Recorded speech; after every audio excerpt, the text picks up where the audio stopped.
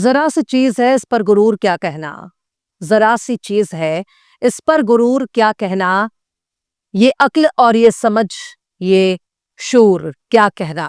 सलाम, नमस्ते, सत श्री अकाल। मैं हूं आपके साथ हर्षिता मिश्रा और आप देख रहे हैं टाइम्स मेल।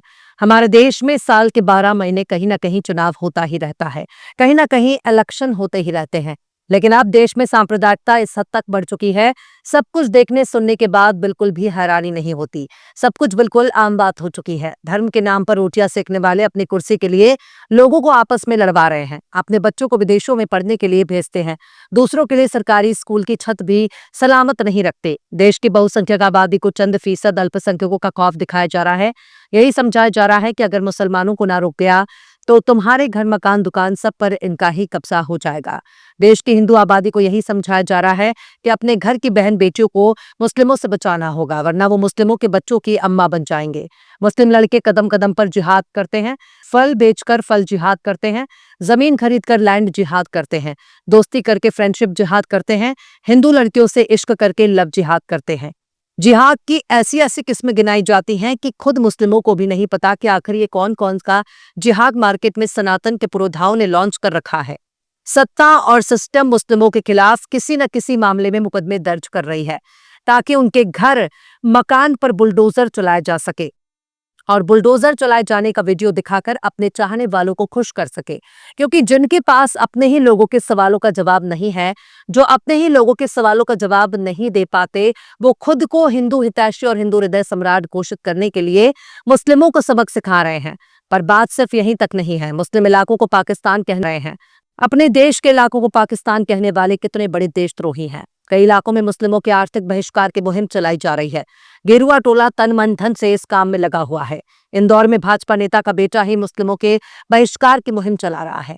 मुसलमानों का आर्थिक बहिष्कार करना ही है तो इतना आधा अधूरा बहिष्कार क्यों किया जाए। मुसलमानों को अगर सबक सिखाना ही है, मुल्लों की चूड़ी टाइट करनी है, तो सबसे पहले मुस्लिम देशों में नौकरी करना बंद करो।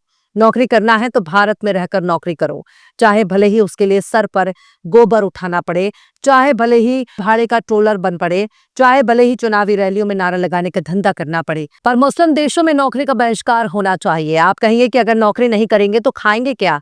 तो साहब, मोदी जी मुफ्त का अनाज तो दे ही रहे हैं ना। जब पेट भरने के लिए मुफ्त का राशन मिल रहा है तो दिक्कत क्या है? जब बेरोजगार हो जाएंगे तो बेरोजगारी भत्ता लेकर अपना काम चला लेना। मुस्लिम मुल्कों में सबसे ज्यादा भारतीयों की तादाद मौजूद है। कई मुस्लिम देश तो ऐसे हैं जहां उनके नागरिकों से ज्यादा भारतीयों की आबादी है।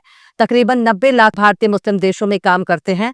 सऊदी, यूएई, कतर, दुबई जैसे देशों में भारतीयों की अच्छी खासी आबादी है। वहां डॉक्टर, इंजीनियर, प्रोफेसर, लेक्चरर, यहाँ तक कि मजदूरी के काम में भी भारतीय नजर आते हैं। इसलिए इन तमाम भारतीयों को वापस लाना चाहिए ताकि मुस्लिम देशों की कमर तोड़ी जा सके। मुसलमानों की चूड़ी टाइट करने के लिए सारे भारतीयों को वापस लौटना चाहिए। अरब देशों की इकोनॉमी अचानक आसमान से जमीन पर आ जाएगी। इनको मजदूर नहीं मिलेंगे, उनको डॉक्टर, इंजीनियर नहीं मिलेंगे। हाँ, ये बात अलग है कि पाकिस्तान और बांग्लादेश दोनों ही इसी फिराक में है कि कब यहाँ से भारतीयों का कब्जा हट जाए और वहां उन्हें अपना कब्जा जमाने का मौका मिल जाए। लेकिन भाइयों बहनों, मोदी है तो मुमकिन है। मोदी जी चाहें तो एक ही झटके में तमाम अरब देशों को घुटने पर ला सकते हैं। सारे भारतीय को रातों रात भारत बुलाकर मुस्लिम देशों की बड़ी बड़ी कंपनियों को बंद कर सकते हैं। उनका सामान खरीदने वाला और बनाने वाला एक भी भारतीय वहां मौजूद नहीं रहेगा। इस तरह से दुनिया के तमाम मुसलमानों को सबक सिखाया जा सकता है। अगर बहिष्कार करना ही है तो कायदे से करना चाहिए। अरब देशों का तेल लेना बंद करो। जब हमारे पास सड़क पर घूमने के लिए छुट्टा सांड मौजूद है तो फिर डीजल पेट्रोल की क्या जरूरत? हमारे देश के अंधभक्त कहेंगे कि अरब देशों से तेल नहीं मिलेगा तो क्या फर्क पड़ता है? रूस तो पहले से ही तेल दे रहा है, पर हमें रूस का तेल कहाँ मिल रहा है? रूस का तेल अगर हम लोगों को मिलने लगेगा, गुजरात वाले सेठ जी क्या बेचेंगे? हमें तो 1 लीटर पेट्रोल में 20% एथेनॉल मिलाकर बेचा जाता है। अब तो पेट्रोल की गंध भी मिट्टी के तेल के जैसी लगने लगी। समझ में नहीं आ रहा कि गाड़ी में पेट्रोल है या कैरोसिन ऑयल। समझ में नहीं आ रहा कि गाड़ी में तेल डलवा रहे हैं या गन्ने का जूस। तेल की कीमत लेकर मिलावटी तेल बेचा जा रहा है। यानी हमारे यहाँ बहुत ही उच्च कोटि की ईमानदार सरकार है। अगर अरब देश पहले ही ऑयल जिहाद फैला रहे हैं, इसको रोकना होगा, तेल लेना बंद करना होगा। भारत में सनातनियों को मुस्लिम देशों के तेल का बहिष्कार करना होगा।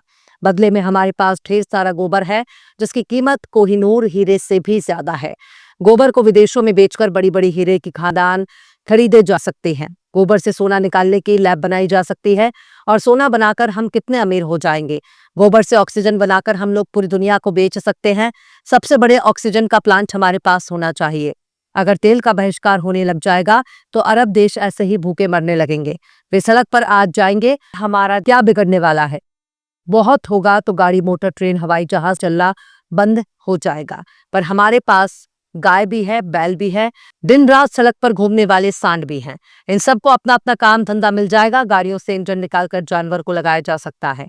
बैलगाड़ी चलाकर देश की विरासत को जिंदा किया जा सकता है। इस तरह हम बैलगाड़ी के दौर में पहुंच जाएंगे।